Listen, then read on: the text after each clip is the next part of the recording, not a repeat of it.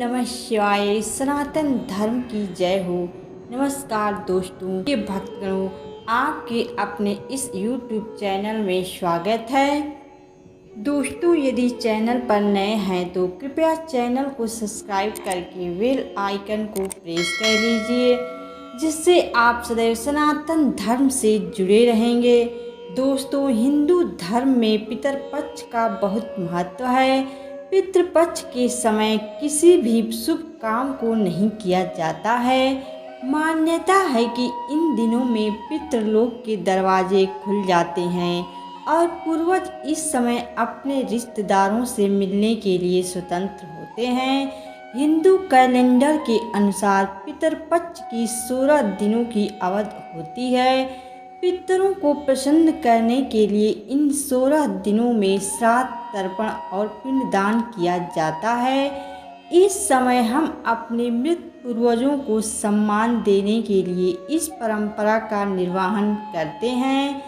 Hindu calendar के अनुसार पितृपक्ष भाद्रपद महीना आता है और अंग्रेजी कैलेंडर के अनुसार सितंबर-अक्टूबर महीने में आता है। पितृपक्ष को श्राद्ध या महालय पक्ष भी कहा जाता है और इसके कुछ नियम भी हैं।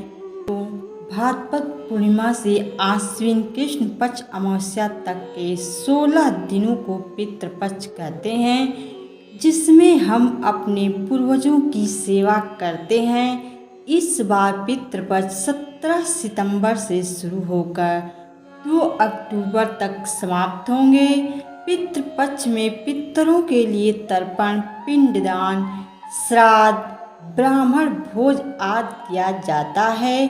साथ ही पितृपक्ष की तिथियों पर पितरों की पूजा करके उनको तृप्त किया जाता है। हमारे परिवार के जिन पूर्वजों का देहांत हो चुका है उन्हें हम पितृ मानते हैं। मृत्यु के बाद जब व्यक्ति का जन्म नहीं होता है तो वे सूक्ष्म लोक में रहते हैं। फिर पितरों का आशीर्वाद सूक्ष्म लोक से परिवार वालों को मिलता है। पितृपक्ष में पितृ धरती पर आकर अपने लोगों पर ध्यान देते हैं और उन्हें आशीर्वाद देकर उनकी समस्याएं दूर करते हैं। पितृपक्ष में हम लोग अपने पितरों को याद करते हैं और याद में दान धर्म का पालन करते हैं। धार्मिक मान्यताओं के अनुसार पितृ नाराज हो जाएं तो घर की तरक्की में बाधाएं उत्पन्न होने लगती हैं। वर्ष में 15 दिन की विशेष अवधि में श्राद्ध कर्म किए जाते हैं और इसकी शुरुआत आज से हो चुकी है।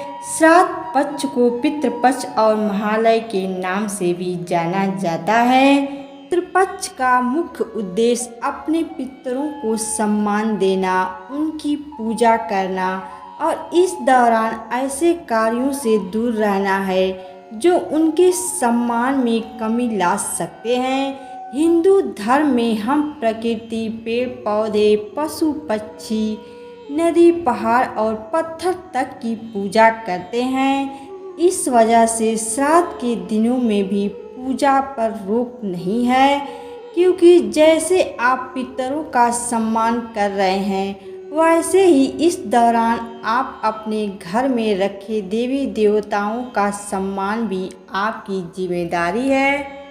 दोस्तों, क्या पितरपक्ष के दौरान मंदिर में दर्शन के लिए जा सकते हैं?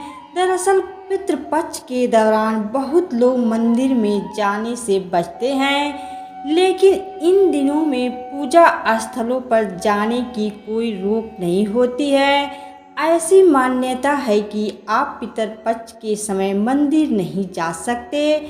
आप आराम से अपने आराध्य के दर्शन कर सकते हैं।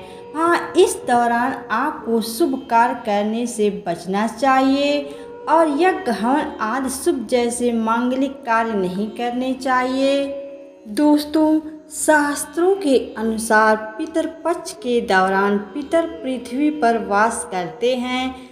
ऐसे में इस दौरान पितरों की पूजा करना बेहद कल्याणकारी माना गया है। लेकिन क्या पितरपक्ष के दौरान देवी देवता की पूजा करनी चाहिए या नहीं?